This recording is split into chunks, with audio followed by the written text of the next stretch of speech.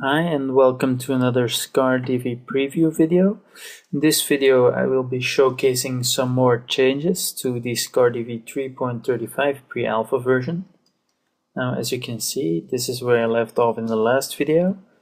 In this video I'm going to showcase a new function, also a find windows function, but this one allows you to find windows based on a regular expression. Now the name of this function is find windows preg rather than find windows x, which I'm currently using. And this function also has quite a lot of parameters because it's a fairly advanced function, so there's not really any point in making a simple version of it. So the first thing we need obviously is our parent window, and I'm using get desktop WND here. And the next thing is our title pattern. Now, if you're not familiar with the regular expressions, I suggest you take a look at the documentation for preg match and the other regular expression functions. Do note that in find windows preg, the study modifier, which is you can invoke on a regular expression, is not available. All of the other modifiers should be available as they are in the other preg functions. So to search for our notepad window here, I'm going to write a very simple regular expression. So our regular expressions always start with a slash, or if I remember correctly, a dollar sign. But I always use slash, so right, so the slash, and we want to match our notepad title here, and we know that the first part is always the name of the file or untitled, and I'm just going to match that part using dot star. So it basically means it can be any repeating sequence of characters or nothing at all. And of course there's the little stripe, and we have notepad in the back there.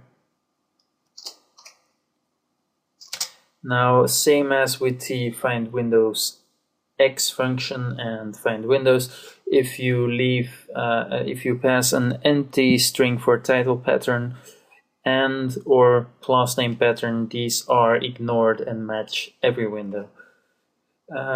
So the class name pattern is empty here, and the recursive search is also set to false, of course.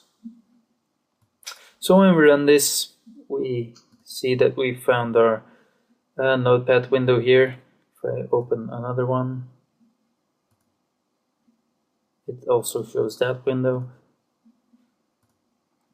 And of course you can use modifiers, as I mentioned. So for example, if I want this to be match case insensitive, so like this, it won't match, but if I add the insensitivity modifier, it works just fine.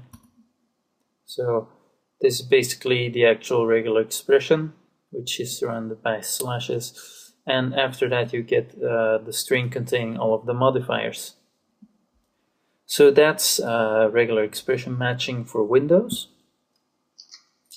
Now for the next function I want to show you, actually let's get that back here. I'll since I already get a nice window handle here to work with, I'll just use this. And this function allows you to get the parent window of any given window. So the name function is get parent WND, and I have to enter a window handle to get the parent from. So in this case, I'll just use our notepad window there. And as I've mentioned in a previous video, the parent window for the notepad window there is the desktop window. So to show you that this is actually correct, I'll print out get desktop WND,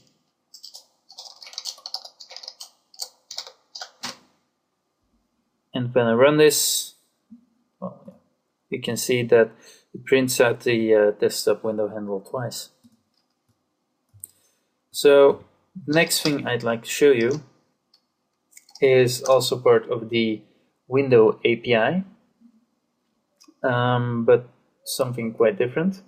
It's a series of functions to get properties from Windows. This is of course very useful, and the first function to do so is the get window box, and well, it also has a get window box X variant.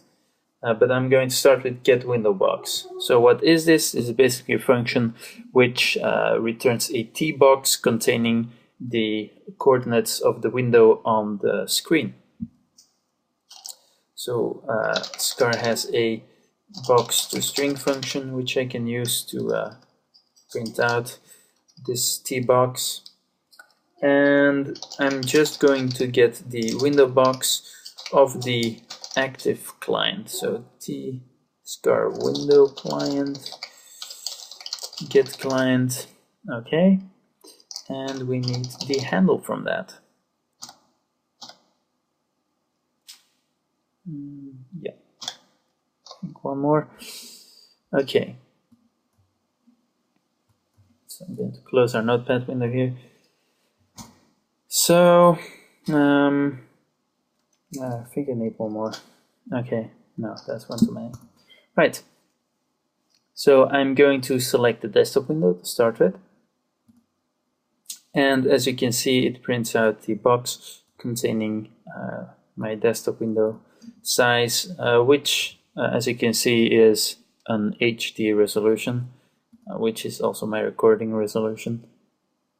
Now, if I select SCAR, it will print out the coordinates for the window, for the left upper and right bottom corner points for SCAR, and you can do this for basically every window. Now to get back here to SCAR, there's also, as I mentioned, the get window box X function, and this has an additional parameter which allows you to get the box for the client area rather than the actual window area. So the client area of the window, which is the area within the window, so without the title bar and the surrounding edges. So I'm going to show you the difference between them. So I still have SCAR selected, and when I set this to true to get the client area, you can see that this box nicely falls within this one. So this is the client area is just from within the corner here where the file button starts to the lower bottom corner here where you have the little handle to grip the status bar. And of course the window itself is what you see here selected with the crosshair. There will also be a function added later on to aid you in development, which will enable you to use the crosshair to select a client area rather than the entire window. But for now, you can only select the entire window as you could only do before with SCAR. So aside from this, there are some other very interesting functions. Well, at least two anyway, for now, because the API is still under construction. There's the get window text function, and this should be fairly obvious. When I run it, you can see it prints out the window text, which is displayed in the title bar here. Now, if I do note that this prints out the entire window text and not just the first 256 characters which are searched for with Find Windows. And so if I select the scripting area here, this will print out the contents of that box. And to show you that it works for more than 256 characters, prints out nicely the entire script here. Now I'm going to clean this up for a second. Right. Okay, so that's a lot cleaner. So that's the window text, and an additional function allows you to get the class name of the window, which is called getWindowClass. Now if I select the entire window here, the class is tMainForm, so that's the class name for this form as I've developed it in Delphi. And you can, for example, select the toolbar. This will show you that it's TDX bar control from DevExpress, and you know, this works for everything. So some things like, for example, this T custom inner tree view control does not have a window text, but it does have a class name. So the class name basically identifies the type of control you've selected. And there are also applications which allow you to get a more detailed view of all of these things, which I will include a link to in the description with this video. One final thing I would like to show you is, well, I'm not going to actually run this, so you have to try this yourself, but SCAR bitmap now has a few new things in it. Let's see, the first thing is the pixels property, and you can access it. Well, of course you have to create an object first, so let me just improvise a little object here so you don't get confused by that.